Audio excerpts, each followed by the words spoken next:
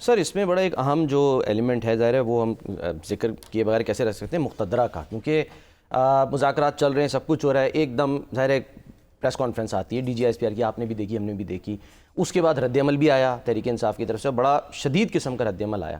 اس سے آپ کو لگتا ہے کہ کوئی فرق پڑے گا مذاکرات پر؟ کیونکہ دیکھیں نا دو ٹوک بیان وہاں سے بھی آ رہا ہے اور آج بانی پی ٹی آئی بھی یہی جو ہے وہ فرما رہے ہیں. اس پریس کانفرنس میں بھی ایک بات کہی گئی تھی، مذاکرات جو ہے نا ان کی تو مخالفت نہیں کی گئی، اور بلکہ توقع ظاہر کی گئی کہ سیاستدان آپس میں مل کے معاملات کو طے کر لیں، اپنے اختلافات کو طے کر لیں. صحیح ہے. تو ہمیں اس پہ فوکس کرنا چاہیے. اگر سیاستدان آپس میں مل کے معاملات کو درست کر لیں تو پھر مطلب یہ کہ کسی فوج کو کیا ضرورت پڑی ہے کہ وہ اس کے راستے میں رکاوٹیں ڈالے اور ان کی منزل کو کھوٹا کرے.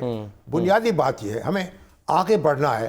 اور یہ جو D G I S P R کی آپ بات کر رہے ہیں، میں تو ان کی اس بات جو ہے اس پہ فوکس کر رہا ہوں، اور باقی باتیں جو ہیں وہ جزوی باتیں ہیں. کچھ غصہ ان کو بھی ہے، ظاہر ہے کہ 9 مئی کو جو کچھ ہوا وہ اپنی جگہ ایک بہت المناک کہانی ہے. اور پھر آپ دیکھیں جو یعنی سرحد پار سے جو معاملات ہو رہے ہیں، ہمارے جوان جس طرح شہید ہو رہے ہیں، اب ظاہر ہے اس کے بعد آنکھوں میں تو خون اترتا ہے نا، اور دل بھی خون سے بھر جاتا ہے.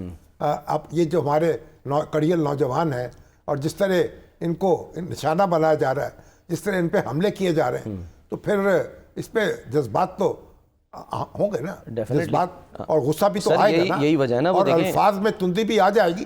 اس کو ایک طرف رکھیں، لیکن اصل بات یہ ہے کہ بات چیت جو ہے با مقصد بات چیت اور ملک کے معاملات کو درست کرنا، احتجاجی سیاست جو کیا. اب آپ دیکھیے ضلع کورم جو ہے اس میں کیا ہو رہا ہے، اور ہماری المسلمین ہے، انہوں نے جناب سارا کراچی جو ہے اس پہ بلاک کر دیا، وہاں دھرنے سڑکیں روک دی. او بھائی اللہ کے بندو، آپ تو پی ٹی آئی کے حلیف ہیں.